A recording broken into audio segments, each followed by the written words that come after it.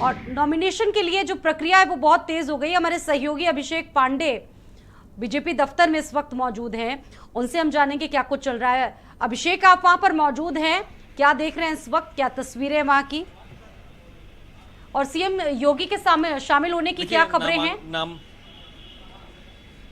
देखिए, नॉमिनेशन आज होना है बीजेपी के 9 सदस्यों का जो विधान परिषद के लिए जो जाने वाले हैं। उनमें 7 मंत्री हैं, तो वेल एक्सपेक्टेड था कि उनका नाम उस सूची में रहेगा जिनको एमएलसी बनाया जाना है, क्योंकि वो मंत्री पद पर हैं। इसके अलावा 2 जो नए नाम हैं, मुकेश शर्मा, बनवारी लाल दोहरे, पार्टी के पुराने कार्यकर्ता हैं, उनको दोबारा मौका दिया गया है कि आप संगठन में आपने काम किया, अब आपको एमएलसी बनाया जाता है।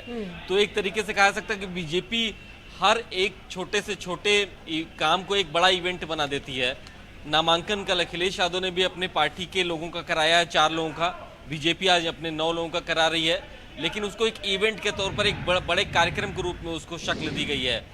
यही बीजेपी की एक खासियत है, खूबी है कि एक कैडर बेस्ड पार्टी होने के नाते अपने कार्यकर्ताओं को किस तरह जोड़ के रखना है, कैसे हर छोटे बड़े कार्यक्रम को उत्साह के साथ लोगों को जोड़ना, कनेक्ट करना है, वो दिख रहा है। ये भाजपा कार्यालय है, तमाम यहाँ पर जो समर्थक हैं, बीजेपी के वर्कर्स हैं, वो यहाँ पर आना शुरू हो चुके हैं। तमाम मंत्रियों की गाड़ियाँ यहाँ पर पहुंची हुई है, मंत्री यहाँ पर पहुंच चुके हैं जिनको नॉमिनेशन करना है, पेपर वर्क चल रहा है। और यहाँ से निकल करके ठीक सामने विधानसभा है, सड़क पार करनी है। विधानसभा के सेंट्रल हॉल में नॉमिनेशन 11:30 बजे का वक्त तय किया गया है।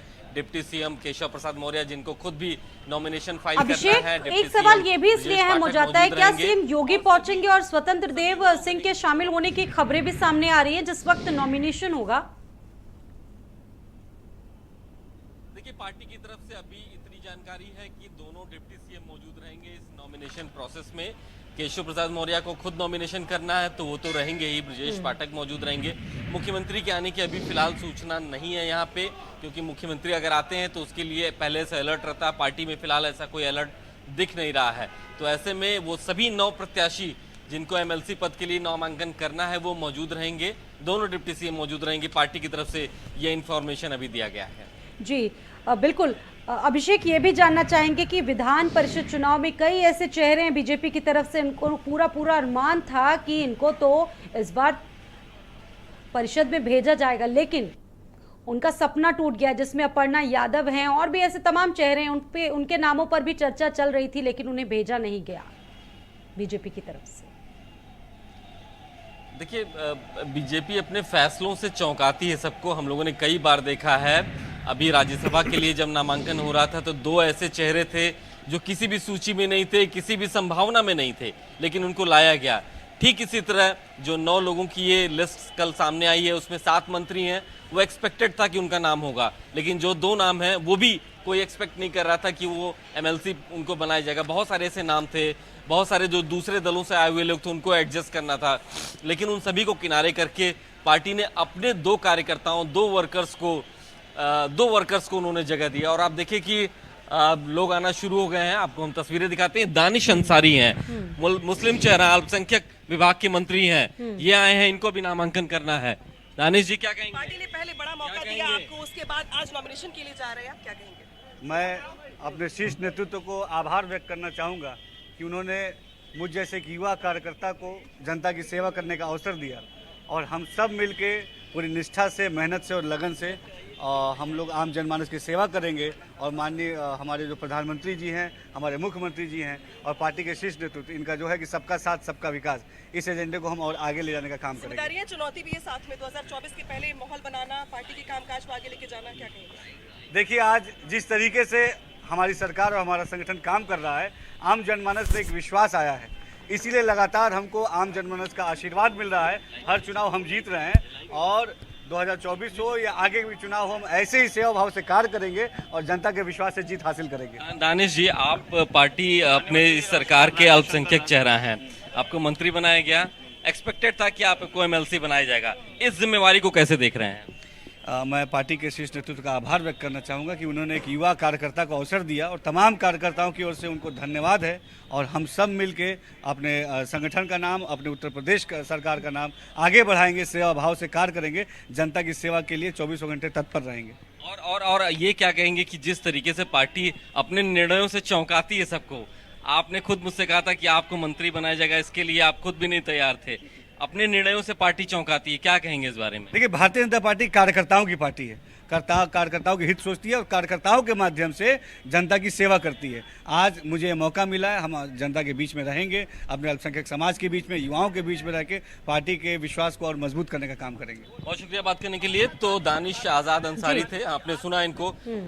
इनको मौका मिल रहा है तो पहले से तय था, मंत्री हैं, किसी भी सदन के सदस्य नहीं है, तो ऐसे में इनको दोबारा से किसी एक सदन का सदस्य बनाया जाना था, एमएलसी इनको बनाया जा रहा है। तो ये पार्टी के अंदर की स्थिति है। तमाम जो मिनिस्टर्स हैं, जिसमें 7 मंत्री हैं जिनको एमएलसी बनाया जाना है, वो आना शुरू कर चुके हैं। इसके अलावा बनवारी लाल दोहरे और मुकेश शर्मा, ये दो नए नाम हैं। इस पर हमने मुकेश शर्मा से भी बात की थी।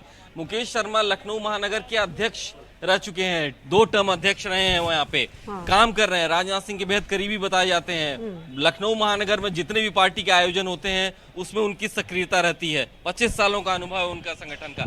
ये चीजें भी पार्टी देखती है। और इन्हीं सब चीजों की वजह से माना था कि बीजेपी कैडर इस पार्टी अपने निर्णयों से चौंकाती है। ऐसे ऐसे पुराने कार्यकर्ता हैं जिनको मौका मिलता है, जिनको परफॉर्मेंस के आधार पर इन किया जाता है, परफॉर्मेंस अगर नहीं देते हैं तो उनको आउट कर दिया जाता है। तो यानी ये कि है बीजेपी, परफॉर्मेंस अगर आप अच्छा करेंगे तो आपको अभी कोई ना कोई जगह जरूर देगी बीजेपी, क्योंकि कैडर बेस्ड पार्टी है।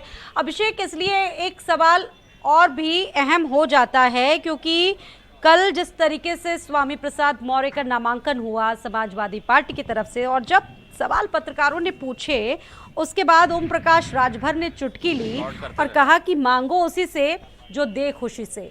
तो क्या इसे समझे, क्या कोई नाराजगी चल रही है, कोई खींचतान चल रही है गठबंधन में समाजवादी? देखिए, गठबंधन होगा तो उसमें अपनी इच्छाएं होंगी, पूरी नहीं होंगी तो दिक्कतें होंगी। कल यही हुआ। अखिलेश यादव ने जो एक बुके बनाया था, इसमें छोटे छोटे दलों का गठबंधन था। चुनाव से पहले सबको तमाम वायदे किए गए रहे होंगे, रिजल्ट वैसे नहीं आए, तो जाहिर तौर पर लोगों की नाराजगियां अब सामने आ रही हैं। कल 4 सीटों पर नामांकन हुआ, राज्यसभा का नामांकन हुआ, इससे पहले उसमें भी सहयोगी दलों को वो जगह नहीं मिली। तो वो दिख रहा है। केशव देव मौर्य जो महान दल के अध्यक्ष हैं, उन्होंने तो गठबंधन तोड़ दिया। जनवादी पार्टी ने कहा है कि, और आप देखिए दयाशंकर मिश्र हमारे साथ हैं, मंत्री हैं उत्तर प्रदेश सरकार में, किसी एक सदन का सदस्य बनना था, वो आप एमएलसी जा रहे हैं, वेल एक्सपेक्टेड था। क्या कहेंगे पार्टी जो निर्णय लेती है उसको लेके? पार्टी ऐसे ही अपने कार्यकर्ताओं का सम्मान बढ़ाती है। एक ज़मीन से जुड़े कार्यकर्ता का इससे बड़ा सम्मान नहीं हो सकता। मंत्री बनाया और विधान परिषद का सदस्य आज बनाया है, तो मुझको लगता है कि दुनिया देख रही होगी कि भारतीय जनता पार्टी जिन खूबियों के चलते जानी जाती है, और आज वही अपने कार्यकर्ताओं को वो महिमा मंडित कर रही है। बहुत शुक्रिया बात करने के लिए। तो दयाशंकर मिश्र दयालु हैं, उत्तर प्रदेश सरकार में ये मंत्री हैं, लेकिन किसी सदन के सदस्य नहीं थे। आप देखिए कि ऐसे 6 नाम थे जब सरकार का गठन होता, 6 ऐसे नाम थे जो किसी भी सदन के सदस्य नहीं थे और उनको मंत्री पद बना दिया गया था, और ऐसे लोगों को एडजस्ट करना था। 5 नाम आज इस सूची में थे। केशव प्रसाद मौर्य, भूपेंद्र चौधरी ऑलरेडी मिनिस्टर्स हैं, उनका टर्म खत्म हो रहा था तो उनको रिपीट किया जा रहा है।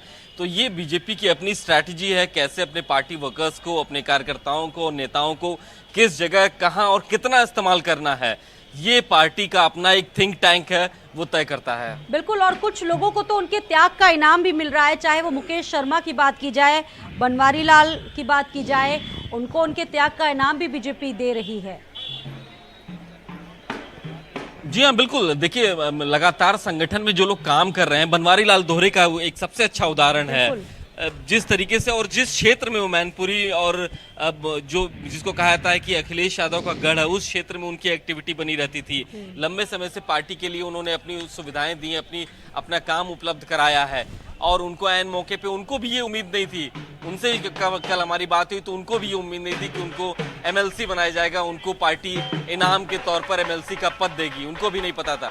मुकेश शर्मा ने खुद कहा कि वो लगातार संगठन में काम कर रहे हैं पिछले 25 सालों से, लेकिन पार्टी ने अचानक कल उनके पास फोन जाता है कि आपको कल एमएलसी पद के लिए नामांकन करना है। तो ये बीजेपी की अपनी खूबी है।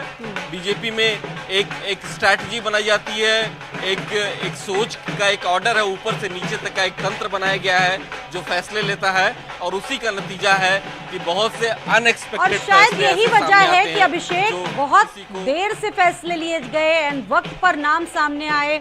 अभिषेक, क्योंकि रणनीति बनाने में वक्त बहुत लगता है। आपके पीछे आवाज आ रही है, ढोल नगाड़ों की। अभिषेक, देखिए देखिए वही जैसा मैंने पहले कहा था कि बीजेपी हर छोटे बड़े काम को एक इवेंट के तौर पर लाती है, कार्यकर्ताओं को इससे जोड़ती है, एक उत्साह पैदा करती है। एमएलसी पद का नामांकन कोई बहुत बड़ी बात नहीं है, 7 मंत्री हैं, एक्सपेक्टेड था, पहले से तय था कि उनको एमएलसी का पद दिया जाना है। लेकिन इस आयोजन को जिस तरीके से बीजेपी ने एक बड़े इवेंट के रूप में बदला है, यहाँ पर कार्यकर्ताओं में उत्साह है, ढोल नगाड़े बजाए जा रहे हैं, सभी जो नेता हैं उनके समर्थक उत्साह में हैं, लोग यहाँ पर पहुंचे हुए हैं। तो ये बीजेपी की अपनी कार्यशैली है कि अपने वर्कर्स को कैसे जोड़ना है, कैसे छोटे छोटे आयोजनों को एक बड़े इवेंट के रूप में बदलना है।